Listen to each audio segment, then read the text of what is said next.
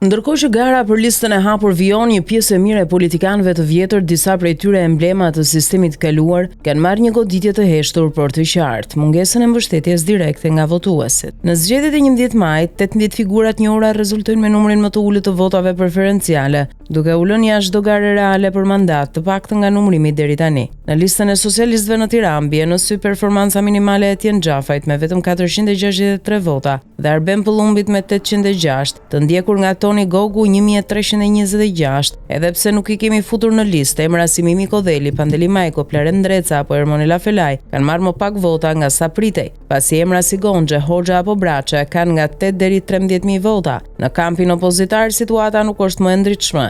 Sali Shehu ka marrë vetëm 763 vota, ndërsa Kreshnik Çollaku 730. Julia Iliriani është thuajse inekzistente me vetëm 195 vota. Ndërkohë që te partitë e vogla dështimi është edhe më I thellë, Lulzim Basha I koalicionit Euroatlantik ka marrë vetëm 736 vota, ndërsa Engeli Dalibeja 151 vota, duke u renditur ndër më të votuarit negativisht në historinë e zgjedhjeve në demokraci. Dashamir Shehi ka marrë vetëm 297 vota, ndonse ka mbi 30 vite në politik. Ndër kandidatët e PD-s që nuk ja dolën dot është edhe Edmond Spahoj, I cili me 2479 vota përfundoi shtati në garën për listën e hapur në Korçë, duke mbetur jashtë parlamentit. Lista e hapur ka prodhuar një efekt të drejtë për drejtë, filtrimin e klasës politike.